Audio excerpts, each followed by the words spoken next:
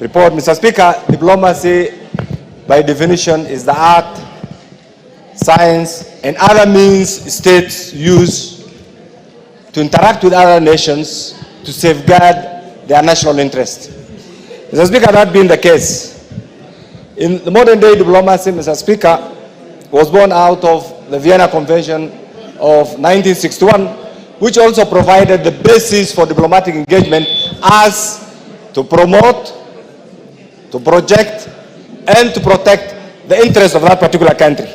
Mr. Speaker, I'm aware that it was during your time as the Minister for Foreign Affairs, and later on when Amina took over, that for the first time we have adopted a written foreign policy which provides 5 pillars as the basis for our diplomatic engagement. Mr. Speaker, number 1 is peace diplomacy. 2 is economic diplomacy. 3 is diaspora diplomacy. 4 is environmental diplomacy. And 5 is cultural diplomacy. Mr. Speaker, this being the basis of our foreign diplomatic pillars, then what is it that an individual is supposed to have? This particular field is a specialized field. Mr. Speaker, I know individuals have alluded to this.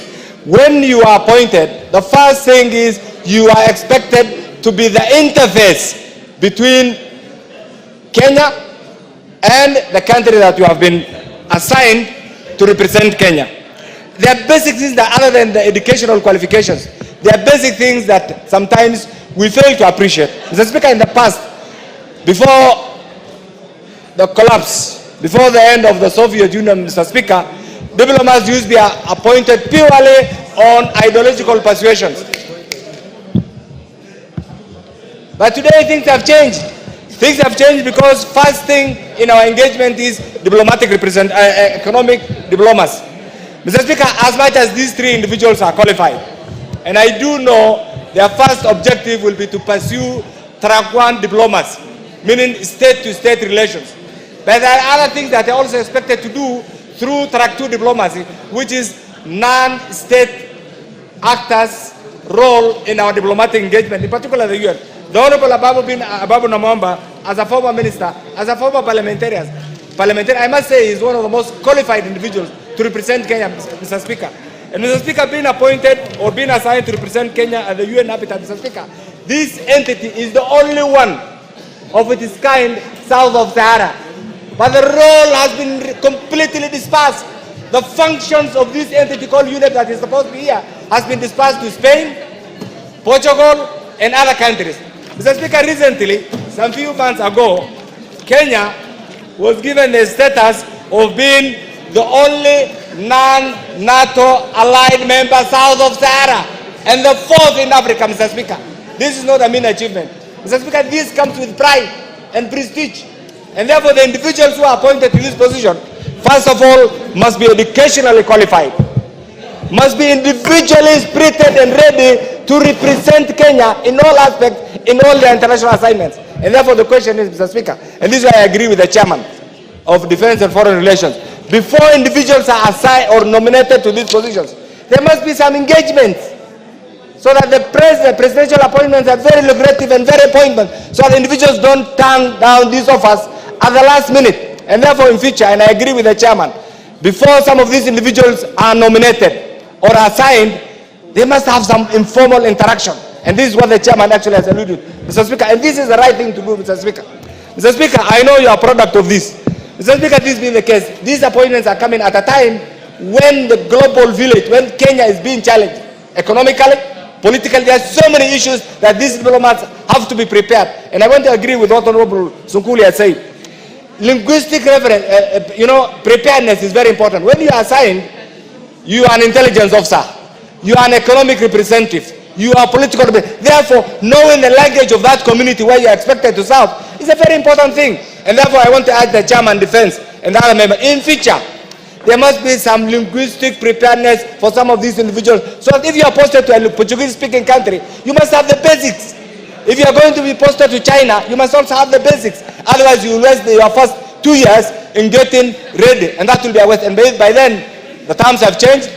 Your tour of duty has almost come to an end, and you will have done nothing. And I think that's a very important suggestion.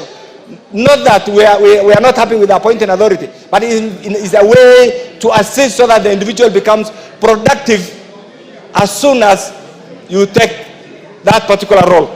Mr. Speaker, this being the case, today the world is going through a serious crisis. The Middle East crisis, the Ukraine and the Russian crisis, Mr. Speaker, and the change of regime in the US, Mr. Speaker, this is the high time that Kenyans who are appointed to these positions must be individuals who can meet the test of time, individuals who are prepared, individuals who have the skills, individuals who have the interests of this country at heart, and individuals who are willing to go out of their way to promote this premier nation, Mr. Speaker. Mr. Speaker, in the past, you are aware, some of these postings used to be a dumping ground. You fail in all other things. And Mr. Speaker, I want to attest to one thing, that parliamentarians or politicians remain the best all-round ambassadors this country has ever had. And you are witness, you know it. Because the fact that you are a politician doesn't mean, and I want to agree, I want to disagree with those who say it. Some of these individuals, like AJAABU Namwamba and many others, who have been politicians, and I can tell you, will remain the best ambassadors this country has ever had. So let's support our colleagues. To be a former politician is not a curse. To be a former minister is not a curse. But you must be prepared for the job. That's why consultation is also very important. And Mr. Speaker, I know you are also a seasoned product of this particular ministry. One of the things that we should be encouraging, Mr. Speaker, is because we have opened so many missions. Are these missions contributing to the economic well-being of the Republic of Kenya, or they have just expanded our political engagement? As chairman and colleagues, as the former chair of this committee, is one of the things that you need to go around and find out what is the economic contribution of some of these missions that we have opened. If it is through political persuasion, I think you need to close them as soon as possible. If they are adding well-being, if they are going to add value to the economic growth, to the economic well-being, then we need to open, we need to look everywhere. East, west, north, south, and that's our diplomatic engagement. And that's one of the things that proudly we have entrenched over the years. And finally, Mr. Speaker, this appointment comes at a time also when some of the role, there's a lot of debate in Mr. Speaker. The debate is, what is going to be the position of Kenya? Are we going to join the League of Developing Nations, or are we going to be competing with ourselves? Over the years, we have been competing with ourselves. Today, Mr. Speaker, you are witness. Just reflect on the GDP of Ethiopia. It's almost twice that of Kenya. Few years ago, Ethiopia was a struggling economy. Mr. Speaker, look at Uganda. Few years ago, Uganda was dependent on Kenya. Today, they are not our favorite trading partner. Look at Tanzania. What happens to Kenya? We have all become, we have all reduced ourselves to an inward-looking nation. An internal debate that will not put food, water, and other amenities on the table. We need to think outside. What happens outside? We need to create opportunities, because many youths in the field are either unemployed or underemployed. And many are in the field and they're looking upon this leadership here to give them opportunities. These opportunities will not come if we become a state that politics from morning to evening, Mr. Speaker. Mr. Speaker, with this, I want to urge my colleagues to support this, and I also want to urge the President to appoint more politicians to these very important diplomatic engagements. I support this appointment. Thank you, Mr. Speaker. Thank you. The 1 hour is over. Mover. Thank you very much, Honorable Speaker. Thank you very much, Honorable colleagues, for your contribution. They are very enriching. If you noticed, Honorable Speaker, I did not interrupt most of the comments from honorable members, because it makes our committee even more better, enriching us with thoughts that we will reflect with the product that we'll be bringing to the House even in future. And I want to thank my committee, able committee, for their contribution. It was on recess when we did this, and